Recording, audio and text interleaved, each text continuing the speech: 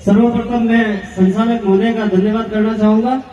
साथ ही विश्व आदिवासी पर्व को मनाने के लिए दूर दराज से पधारे हुए मेरे हम उम्र साथी माता बहने और समाज के समस्त वर्ग और साथ ही हमारी सुरक्षा में खड़े समस्त सुरक्षा कर्मी।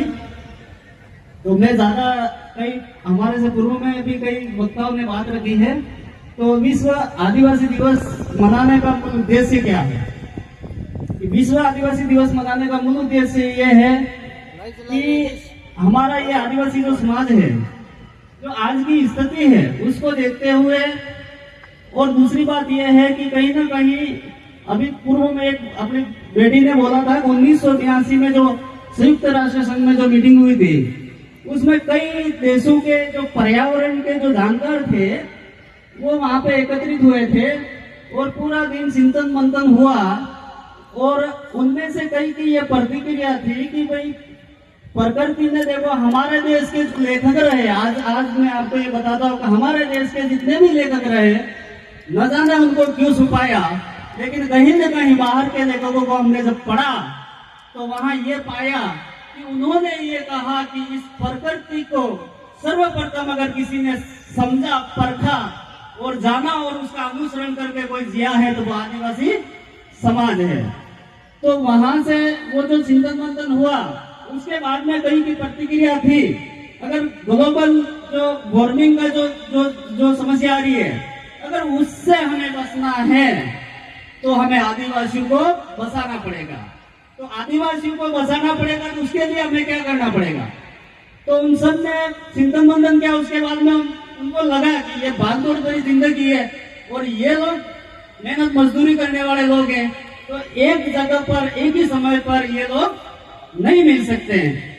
तो उस दिन उन्होंने ये डिसाइड किया क्यों नहीं इनको साल भर में एक ऐसा दिन दे दिया जाए जो पर्व के नाम पे, तो ये लोग एक ही जगह पे एकत्रित हो सके और इस समाज में से जो बुद्धिजीवी वर्ग है वो इस समाज को साल में एक बार जागरूक करें। शिक्षा, चिकित्सा और कई सारी हमारी जो समस्या है, हमारे जो बच्चे हैं अभी 10वीं 11वीं तक पढ़ के पढ़ाई छोड़ दे रहे हैं, और पढ़ाई का मूल्य क्या है और इस पर्यावरण को कैसे बचाया जा सकता है, कई सारी जो भी बातें हैं वो हमारे समाज के बुद्धिजीवी वर्ग है वो इनको समझाएंगे।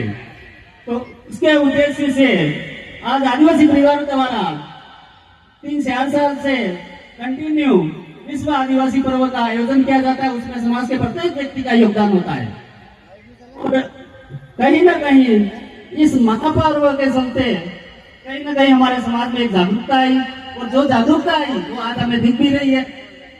तो समय का ध्यान रखें। तो अभी कहीं ना कहीं मैं कुछ बोल रहा तो वो ज्यादा ही सादा था, लेकिन ये संचालक महोदय समय कम ही बता रहे, तो मैं कुछ कहना चाहता हूँ 2 लाइनें।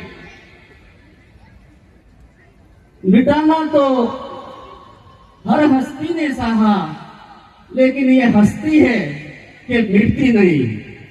तो मेरा ये कहना है कि कई बार ये जो हमारी मिट्टी है, इस देश की जो माटी है, कई बार कई ऐसी सत्ताएं आई इस देश में, हर सत्ता ने चाहा कि इनको मिटा दे, इनको कुचल दे, इनको ये कर दे, लेकिन फिर भी ये हमारी जो जमीन है बंजर होकर भी फौलाद को पैदा करती है, और आज फिर से जागरूकता हमारे समाज में आ गई है।